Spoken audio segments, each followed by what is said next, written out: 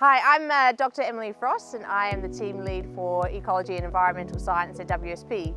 So today we're here at the Karatawhenua stream in Kingsgate Reserve. So we have just been going through all of the 5 urban streams in Havelock North, assessing their quality and the species that are here. Effectively, the reason that we've been brought in is that we needed a baseline investigation, especially after the cyclone, on the ecology of Havelock North streams. In Havelock North you have the 5 streams. You have the Tikahika, the Mangaro, Here, School and Karatawhenua. All 5 of the streams have different characteristics that obviously make them quite special.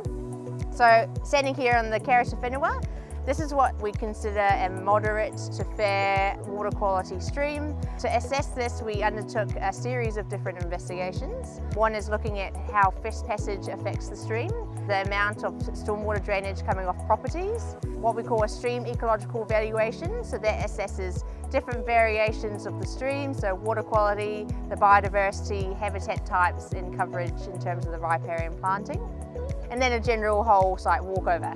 And effectively for the streams, including the Karatawhenua, we found that the Havelock North has issues with fish passage and the stormwater drainage. So for Karatawhenua, you have about 10 different species of fish that are present within your stream. A couple of them are what we consider high risk, so threatened, and that is including your nice longfin eels, so you'll see them swimming around. Another one is the inanga, so one of the native galaxids. The biggest issue that we have for this stream, say, is fish passage.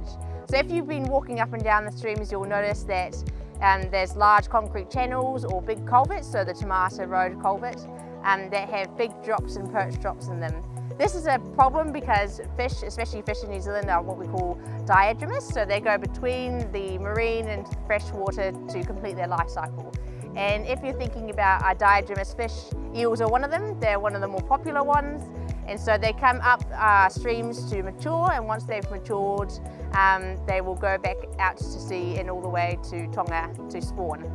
If you don't provide fish passage, however, so the ability for fish to move up and down the streams, you're not able to achieve that life cycle, and so they become isolated or are not even able to come up the streams.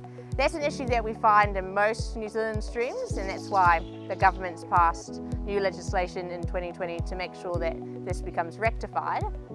But because a lot of the infrastructure in Havelock North is quite old, or pre-existing 2020, a lot of it doesn't comply.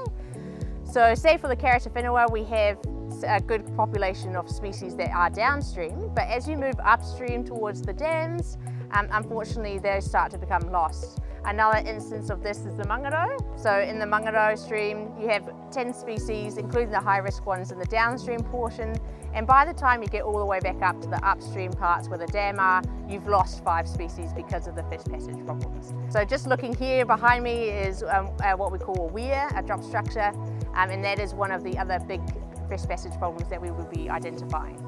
In addition to obviously the fish passage problem, the other issues we've identified is for water quality. So in terms of subsurface drainage, so while we were doing the walkthrough, there is nearly over 100 different areas where we've got subsurface drainage coming off properties. So that's where a property's put in, say, a subcoil drain or an overcoil drain that drains back into the stream, and that can impact water quality.